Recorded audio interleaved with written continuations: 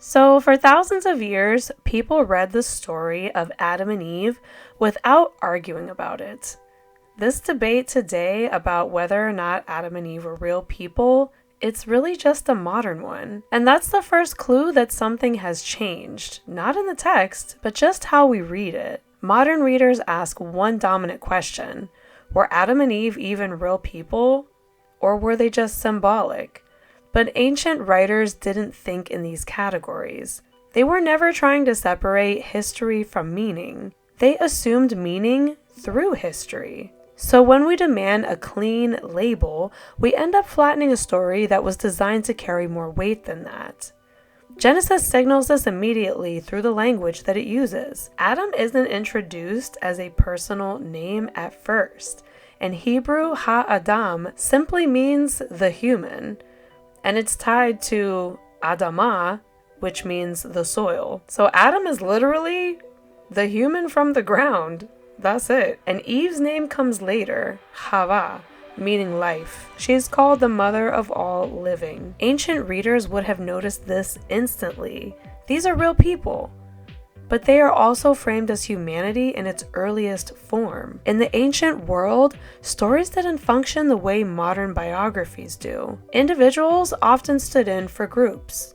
A king embodied a nation, and a priest represented an entire people. They didn't live in an individualistic society like we do now. And this wasn't metaphor. It was how identity worked in those days. So when Genesis tells the story of the human and the mother of all living, ancient readers didn't ask, did this really happen? They asked, what does this explain? Genesis isn't interested in anatomy or genetics or anything like that. It's explaining something more basic. Why humans distrust boundaries, why autonomy feels less powerful, and why wisdom separated from obedience leads to fracture. When it comes to Adam and Eve, you don't have to choose between either real or symbolic. They are real people whose story was written to carry a representative meaning. Genesis isn't vague. It's doing exactly what ancestor stories were meant to do: explain the human condition, not genetics and not science. That's why later biblical writers treat Adam the same way Genesis does, a historical figure, and as a starting point of humanity's pattern. His choices just continue to echo forward.